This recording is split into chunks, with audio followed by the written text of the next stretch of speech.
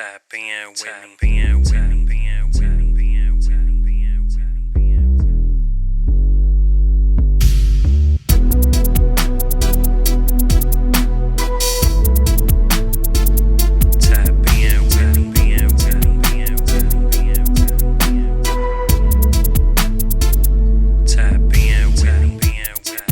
Is your mic used for spoken word, music, comedy, or podcasts? Why don't you take a seat on my couch and share your craft? Focus on the future. Reminisce about the past. This segment pinpoints your journey to the top. So make your presence felt before the mic drops. Tap in with me.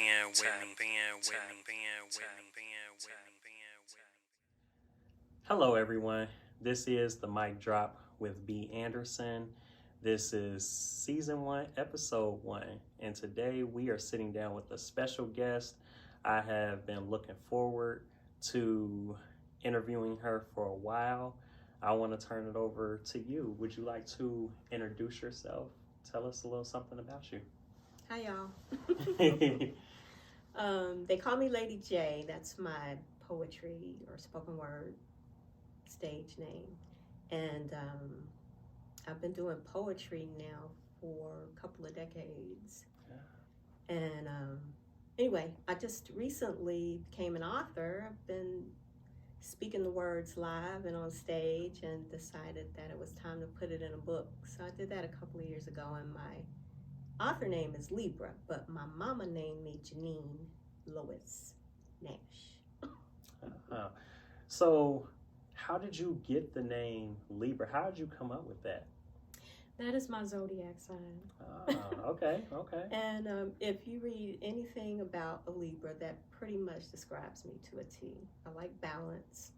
I'm fair, at least I think I am. And it kind of described my writing. I'm also an empath. I just kind of feel, when other people's emotions, and I write about it. Mm-hmm. So, yeah. I love that. I would love for you to dive in. You just said that you were an author, and we have your book sitting up front, The Trouble with Socks. How'd you come up with that? That's a very unique title. How'd you come up with that? I don't know. No, I'm just kidding. Well, I think everybody most people can probably relate if you've ever done laundry, mm-hmm. where you got two socks that go in the washer, and when it's time to come out the dryer, you only have one. Don't know where the other one went, right? Mm-hmm. So I kind of liken that to relationships, mm-hmm. where it seems, you start out and you're all good in the beginning. Everything's going pretty swell. And then it seems that at the end, there's only one of you left, for whatever reason. And then there's something that happens in the middle. Mm-hmm. And this book kind of goes through what happened in the middle, what happened from the beginning of the relationship to force it to an end. And so that's kind of what I wrote from that perspective. And each chapter kind of dealt with the beginning of a relationship. So new socks, mm-hmm. They're all clean and white, no holes in them, threads are still there, And then you get to the holy socks or the smelly socks or the stank socks. Yeah. And then I, rally it back around to mended socks. So. Which brings me to a piece, because I love the metaphor. I was, looking through your book, and there was a piece called Red, Black, and Blue that really caught my attention. Mm-hmm. And, I would love for you to, what inspired you, because the metaphors used and in that piece, it was so dope to me. What made you write that piece? Well, unfortunately, it came from experience. Mm-hmm. And I know I'm not alone in having been in a relationship that was abusive, verbally and physically. Mm-hmm. And that was the inspiration for the piece. And then I tried to also think about the other side, or the person that was abusing me, and what he must have gone through or seen as a child, and how that's kind of perpetuated or, cyclical, I guess. Yeah. And yeah, it's always two sides to every story, and it goes deeper beyond what you see, directly in front of you. Mm-hmm. That's just a piece. It really made me want to just sit down and read the entire book, Mm-hmm. just off that piece alone. You all let them know where they can purchase your book. You can find The Trouble with Socks on Amazon or in the back of my trunk. If you see me out and about, I got some in the back of my trunk. But on Amazon.com, and it's under the author name of Libra. That is definitely a book that you all want to pick up. Trust me. So last month, Gifted and I talked about Spoken Word Soul and how that was founded and all of those. Let's talk about the Shades of J. Okay. Well, actually, the Shades of J was kind of born out of Spoken Word Soul. Don Manor, Gifted, and I started Spoken Word Soul, and we would do our own open mics. We also, prior to Spoken Word Soul, I played in a band called the Groove Society with Don Manor, Eric Bolden, Sion Taylor, Alexis Calloway, and we would be the opening act for an open mic called Love Jones in Cincinnati. Mm-hmm. This was way back in the day. Okay. And so we just kind of had the idea to blend poetry and music together, as a lot of people are really doing now. And Shades of J was born. Don Manor was a beast of a guitarist, and he was very well locally known. And he would just hear some of my poems that I read and would put music to them. And we recorded a CD, called it Shades of J, and we toured that for a while. Are you all still performing now? No, we are not. I have not performed as Shades of J as the band in probably 5-6 years. Actually, Don Manor passed away in 2015.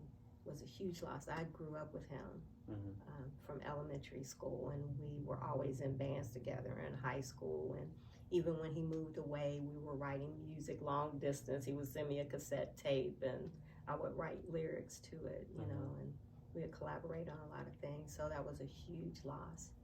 And but I still perform under the moniker Shades of J, if I'm doing solo or whatever. But so with you being a spoken word artist, an author, a singer, you're also an actress. What do you believe has been the most fulfilling venture for you? What has really, just really got you? That would be Shades of J and Spoken Word Soul. Okay. I think just having the open mic and just being able to meet and network with other creatives in the city and in the country, really, because we used to bring in different artists from all over the place. And just being in that creative space, and then Shades of J, just being able to be creative and do our own original music and record it. So I would have to say that was the most fulfilling. Okay. That's until I maybe go a little bit further with the author thing. We'll see how that goes. That's still pretty new. Do you feel like Spoken Word Soul has, Spoken Word Soul and the Shades of J has allowed you to maintain a certain sense of longevity in this thing? Yes. Okay. I would say so. Yeah, and that was one thing that, I talked about, because you said you've been doing this for decades, and part of staying relevant is having the ability to evolve. So, Spoken Word Soul has been around for a while. I love what you are doing. As I said previously and in the past, I really appreciate you all having a platform that made me more comfortable, you know, to get on stage, to do my poetry and, you know, things like that. So I appreciate you and Gifted, you know, having that platform for young artists like myself, you know, coming up and really trying to do this thing. Well, we know how it is. You know, everybody got to have that first time at the mic. It is the worst feeling in the world. I mean, you can spend a lot of time writing and you don't know what it's like until you get up in front of a mic, in front of people, and in front of what you may think are judgments, you know, about, you know. And it's, you know, you want to protect your piece. You know, it's coming from you, like Erykah Badu said, you know. You know what she said. Yeah, yeah. I'm sensitive. Yeah. So we know what it's like. So whenever somebody gets on the stage or, you know, steps up for the first time, we want to definitely make them feel comfortable about it and make them feel at home and that we're listening. You know, it's always important to me to listen to other people as they get up on the mic. With everything that's going on in the world with COVID-19 and everything like that, what kind of effect, positive or negative, do you think it has had on your creativity? Well, it's what got my book out. Okay. I know that. I had started writing The Trouble with Socks a while ago, and I got to give a shout out to Victor Velez. He was the one that really pushed me to just do the book. You know, I was always talking to him about it. He's like, well, just do it. Just start is actually what he said. You know, you kind of don't know where to start. And he said, just start writing. So I did. And it was a long process, but it wasn't until 2020 hit and we really couldn't go anywhere. And I was at home alone a lot. So I wrote, you know, I got her done and released it in May of 2020. So that was how it helped me in my creativity. I was alone with my thoughts and I had time to really put forth into kind of polishing up what I had started. Okay. Would you like to recite a piece for us? Sure. Do you want me to do the red, black, and blue one? Sure. Red, black, and blues. And with my book, I try and give a little background as to what the inspiration was and when I wrote it and what I was thinking. So I'm going to do that first. They don't introduce themselves as an abuser. Instead, they begin healing all that is broken. Then they break everything that was healed. What a ball of emotional confusion when both his lips and fists kiss your face. Angry fists silence his demons. Her black eyes and split lips sanction his perverse reasons for belief that manhood deficiencies will be restored. Falling on his sword with 3 familiar words that now follow only when temporary regret intervenes.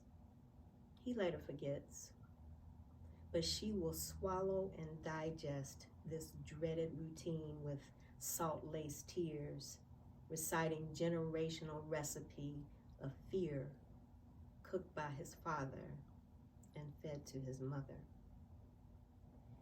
Red stains her eyes, black tattoos his soul.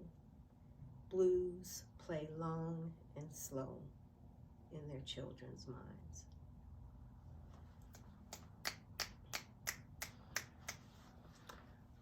Wow, that right there, like I said, is deep. It's definitely a continued issue that we've had in this world, is, you know, abuse, both physical and mental, and you know, that's why I felt like that was a very powerful piece. Thank you. Yeah, it was tough writing. A lot of the journey of writing this book was healing, and at the same time, it made me or forced me to remember things that I kind of tucked away. And so it was good and not so good at times when some of those feelings resurface, but good for the creativity, I should say. Well, I'm glad that you allowed yourself to be vulnerable enough to put that out there, because there is a young girl out there that is going through this, who needs those words, who needs to, to feel that, and so that's why I think it's so important what we do, because there is someone out there who this needs to reach, who is going through the exact same things as what we've experienced and what we're writing. Oh, absolutely. And like I mentioned, what we write isn't for us. I mean, it may be for us in a healing sense, but it's for those years, those impressionable years that need to hear it. Absolutely. As we continue to push, we will discover a new part of ourselves in being an author. Like you said, you were told to just start writing, and you'll be surprised what you come up with. I mean, I can definitely say that starting off with my second project, I didn't know where I was going. And then, kind of as you start to go along, and like I said, the vulnerability takes over, you really kind of start to discover, a path that you want to go on, a journey that you want to take your readers on. So, do you plan on writing another book? I do. Actually, I started right after I published this one. Okay. So it's been 2 years. Okay. Hey, there's nothing wrong with that. Yeah, but I'm still working on it. I was pretty diligent with writing it for a few months. And then, other parts of life kind of got in the way. Yeah. But I don't know, when you wrote your book, did you just kind of sit and write it all at once, or did you leave it and come back to it? Or I left it and came back to it more times than I can count, because I think when you try to write something all at once, you'll find yourself kind of getting stuck, getting frustrated and stagnant, and you can get caught in things being repetitious. And so I definitely think picking it up and putting it back down, I think it allows your creativity to manifest. And so it's like when you come back to it, you may have a completely different thought than what you had yesterday. This is a part of the show where I ask a couple of miscellaneous questions. If you could have dinner with one person, dead or alive, who would it be? Well, first I say my grandchildren, but they are always fun at dinner. Okay. But if it wasn't them, Prince, it would be Prince. I was just talking to some friends. Wait a minute. I'm like, hold on. Rewind. No, wait. I was talking to some friends about him just earlier today. I've got a couple other friends that are Prince fans. So, yeah, it would definitely be him. Cincinnati has so many, creative artists. It doesn't matter if we're talking spoken word, musicians, comedians, whatever. Who has been one of your favorite artists to really tap in with in Cincinnati? In Cincinnati, artist-wise, there's a lot. Yeah, it's a long list. It's a very long list. And I came from a music background. I started out singing in bands and, just performing in bands. So I go to the musicianship, and it takes me back to Don Manner. He was a big influence for me. I can honestly say that other than my mother, who gave me the gift because she was a poet as well, Don Manner was definitely the biggest influence. I wouldn't be doing this if it were not for him. And so definitely Don Manner. If I had to go outside of Cincinnati as far as poets go, that would be Abyss in Atlanta. Okay. just a little side story. Don knew Abyss years before when he lived in Atlanta, and I was traveling. This was probably 2005 maybe, and I was traveling for my job, and I had just gotten back in town. I think it was a Friday night, and I was just wore out. Mm-hmm. And Don called me, said he had a gig that night, and that Abyss was in town as a friend of his from Atlanta, and can I go show him some hospitality? You know, he was performing for Vashawn Christian, I think was her name. She was running a poetry event then. Mm-hmm. And I was like, no, I don't want to go.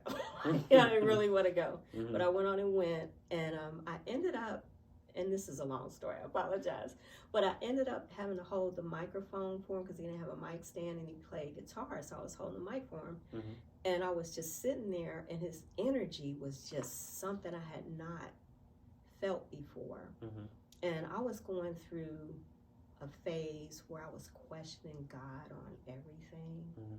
And so he said something in one of his pieces that said something to the effect of that everyone wants to put God in a box. And it was just, and I can't remember everything else that he said, but it was just something that he said in that moment that I needed to hear. And it just hit me emotionally. And from that point on, we used to bring him to Cincinnati for Spoken Word Soul. And he's just, have you heard of Abyss? No, I'm not familiar. I'm going to have to connect y'all. Oh, yeah, definitely. He's one of those. He's definitely on my top 10 list of poets. Well, before we close this show, why don't you let all the viewers know where they can find you? I have a website. It's Shades of J, just the letter J, Libra, shadesofjlibra.com. I'm also on Facebook, Shades of J Sings, but not really sing. I sing notes, I guess. Anyway, I'm also on Instagram at Shades of J and the number 7. All right. I have really appreciated this. Like I said, I look forward to this interview for the last couple months, and I really thank you for taking the time to sit down with me today. You all, make sure you tap in with Lady J. Tap in with her. Tap in with him. I think it's so important to really highlight what individuals are doing, especially in the city of Cincinnati where there's so much talent, so we have a pioneer right here, and I really appreciate you sitting down with me. I appreciate you having the space for us to do what we do. Thank you. Well, appreciate it, and this has been a Mic Drop with B. Anderson.